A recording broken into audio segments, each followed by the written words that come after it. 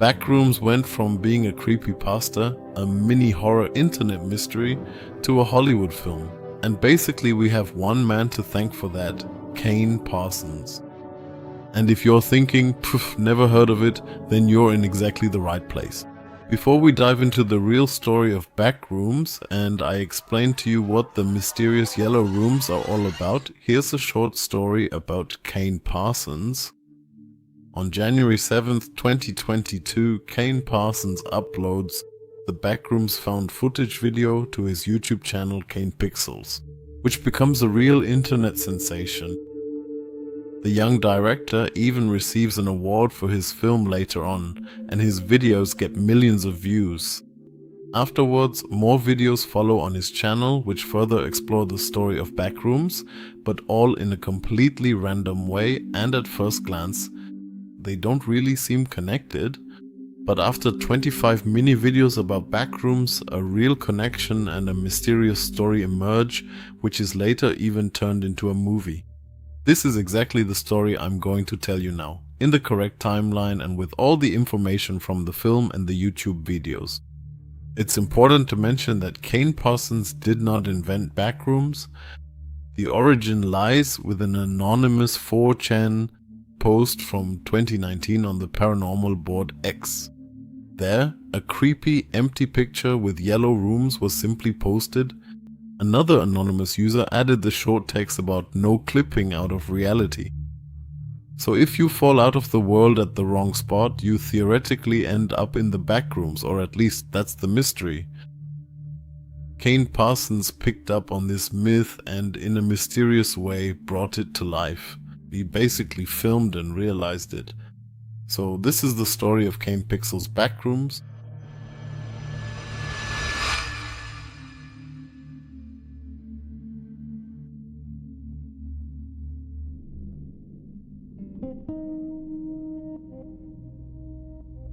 The story of the Backrooms doesn't begin on the day when someone first falls through a floor and wakes up in endless yellow rooms.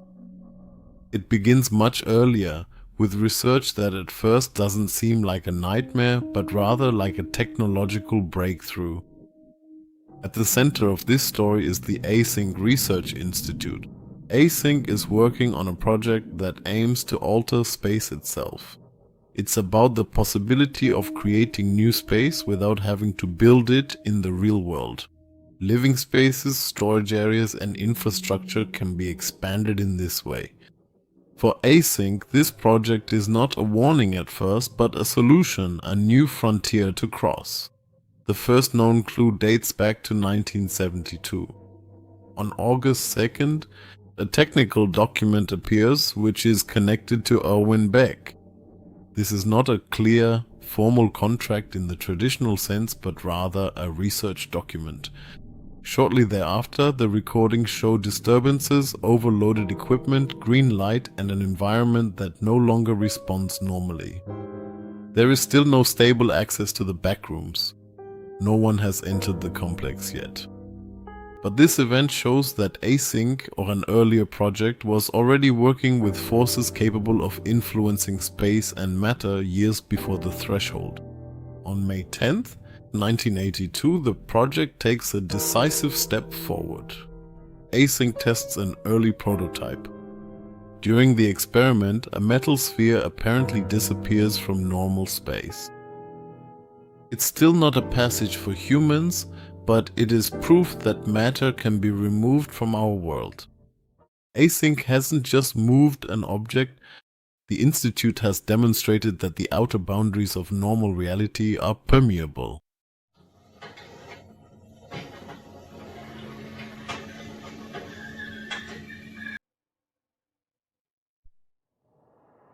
On July 2nd, 1988, another test follows.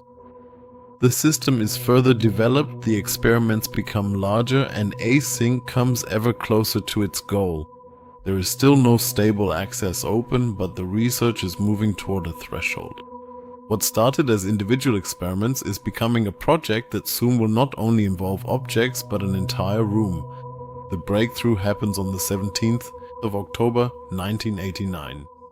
Async initiates another experiment with the low proximity magnetic destruction system. The machine powers up, the energy increases, and then the threshold opens. The threshold is essentially a portal or a moment when the portal to another world is opened. For the first time, a stable access point is created to the complex, the place that would later become known as the Backrooms. Beyond this threshold lie yellow rooms, old carpet, empty corridors, and flickering lights. Everything looks like a human place, but without people, without a clear purpose, and without any recognizable order. On the same day, a special earthquake occurs in California. Whether Async's experiment triggered the quake, whether it just happened at the same time, or whether the two are even connected remains unclear. But for the chronology, this day is crucial. While the earth shakes outside, Async opens a door to a room that should not belong to our world. After the portal is opened, Async begins to explore the complex.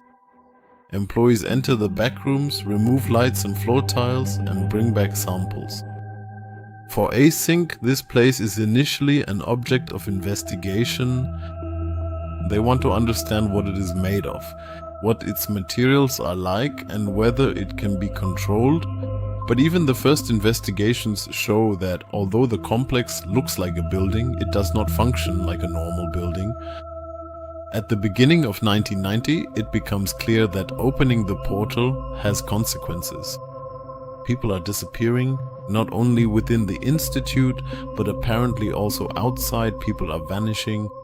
At the same time, on February 3rd, 1990, Async discovers the corpse in the complex. The body is embedded in a wall and is infested with a dark mold-like substance. With this, the research project finally becomes something dangerous. The backrooms are not empty. People can die there. And what happens to their bodies is not normal. 2 days later, the discovered body is examined.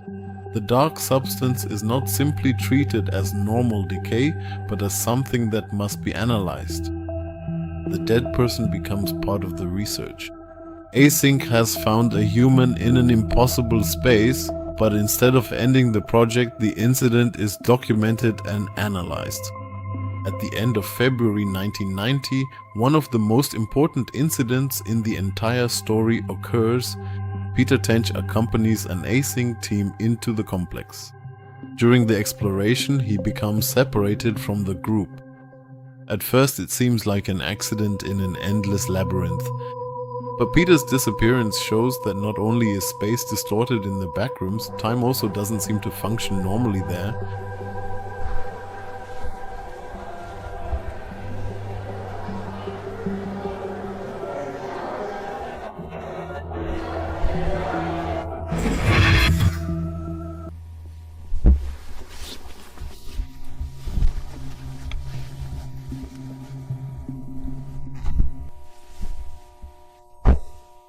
Peter later finds his way back to the portal, but not at the same time he disappeared. For Async, he is gone longer than it feels to him. He was not only separated from his group, but torn out of his normal life. This means the complex is not just an ordinary place with long corridors. It is a space where distance, orientation, and time are not reliable. Async covers it up. Peter's disappearance. To the outside world, Peter Tench is said to have died in a car accident. His family receives a false explanation, and the institute protects not the truth but the project. For Async, Peter is not just a missing employee, he is a problem that must be hidden.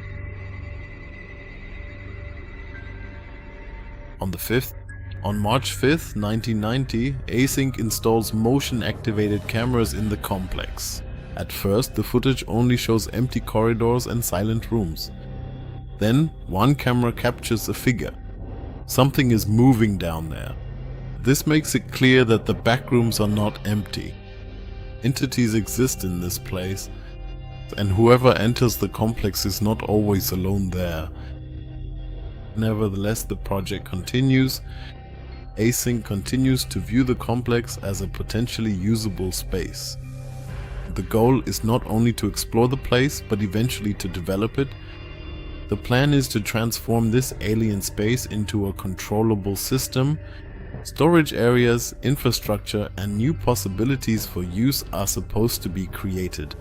Even as people disappear and the first entities appear, Async holds on to the idea that this place can be controlled.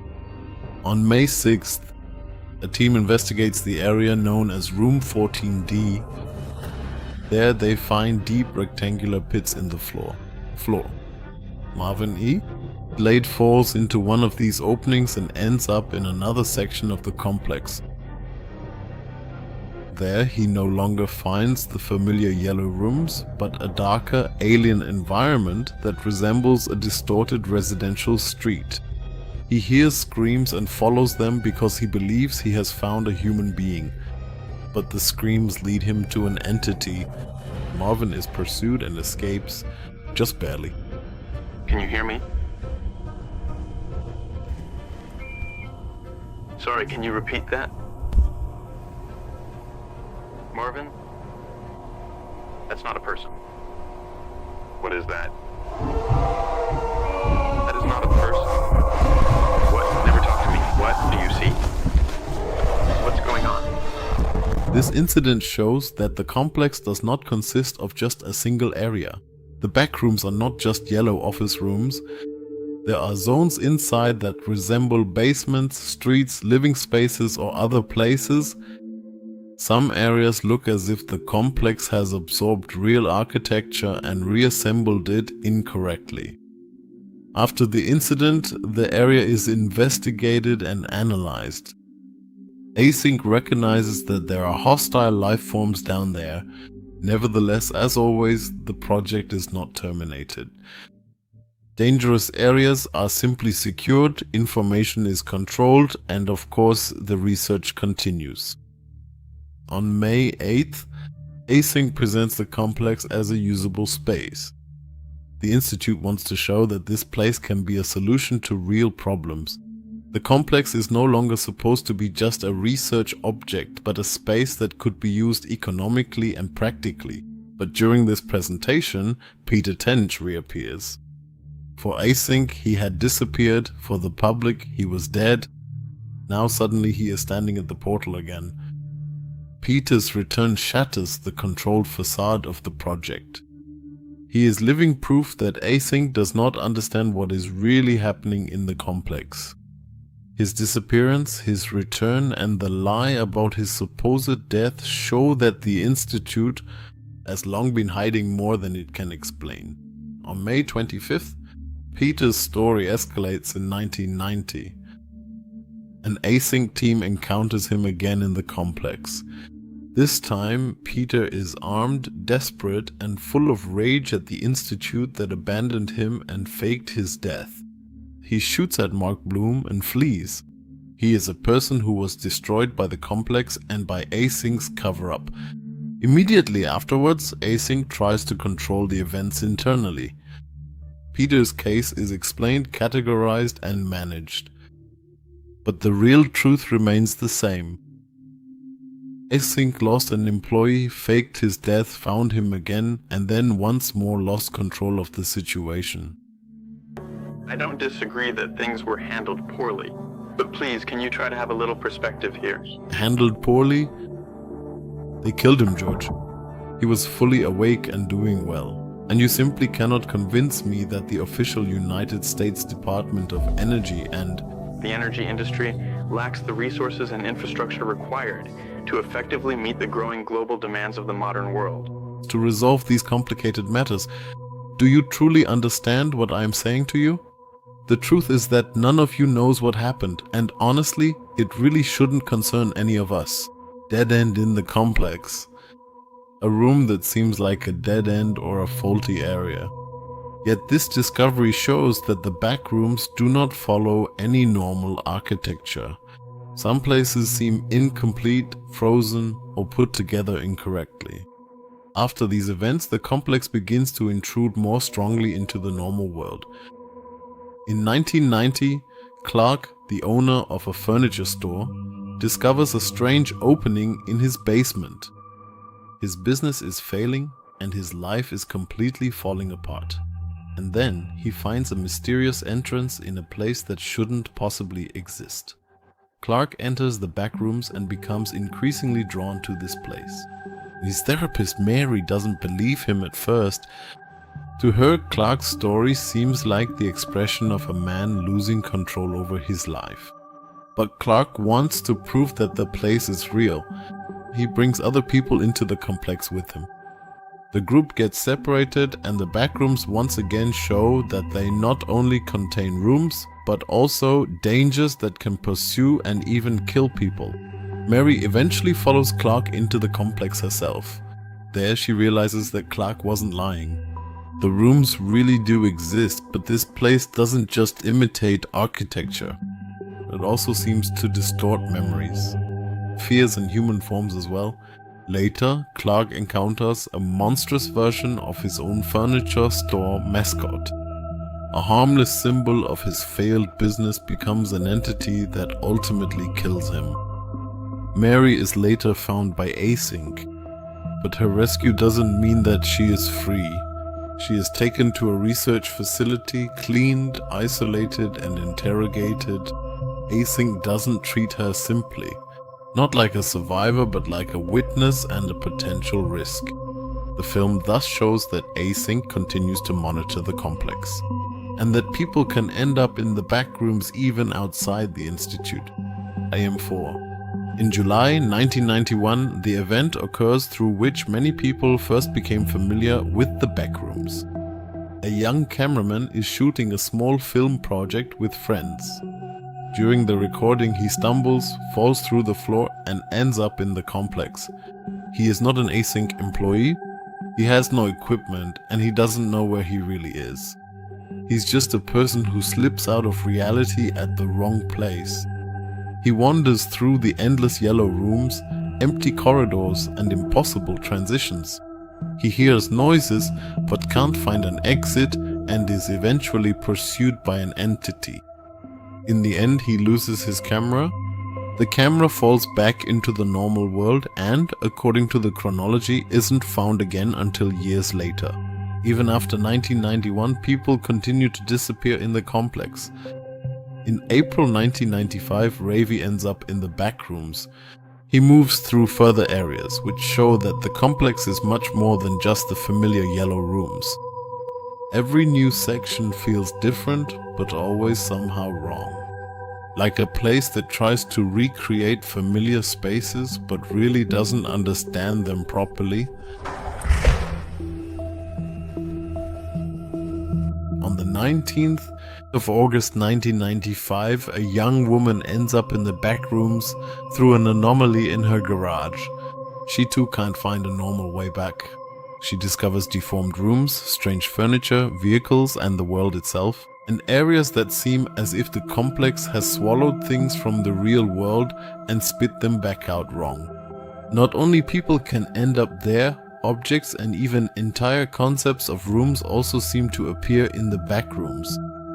Further fragments show that the complex can also absorb or incorrectly reassemble memories, media, and places. Some recordings seem like fragments from houses, TV shows, or even personal memories. They don't tell a complete story, but they show that the backrooms are not just an empty space. They collect copies and consume them.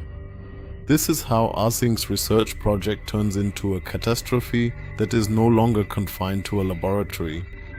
In 1989, the Institute opens a door to the complex, believing they can make use of this place, but with each new incident it becomes clear that the backrooms make people disappear, consume time, contain entities, and incorrectly replicate parts of the real world.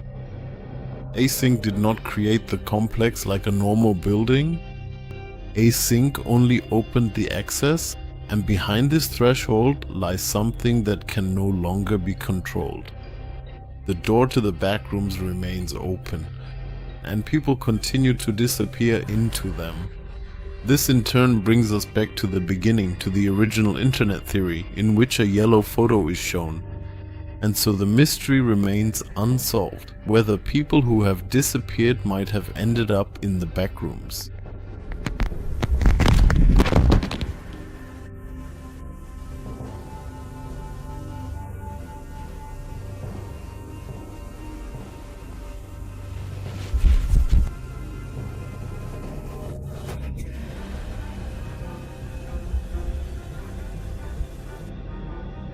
Well then, my friends, that was the entire history of the backrooms in chronological order, at least based on what we know up to this point. Perhaps there will even be a full-length sequel or a short mini-episode released on the YouTube channel, so feel free to check it out. Of course, you can always watch the entire story on Kane Pixels' YouTube channel. You'll also find the link below in the description. But the 25 videos are really all mixed up.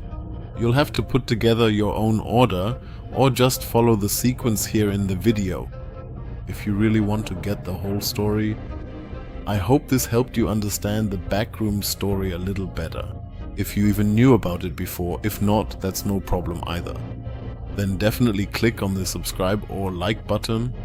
I would be really happy, and that's a great way for you to support the channel. And maybe listen to the next story, which you can find here in the end screen. So have fun with it and see you next time. Take care, adios and ciao ciao.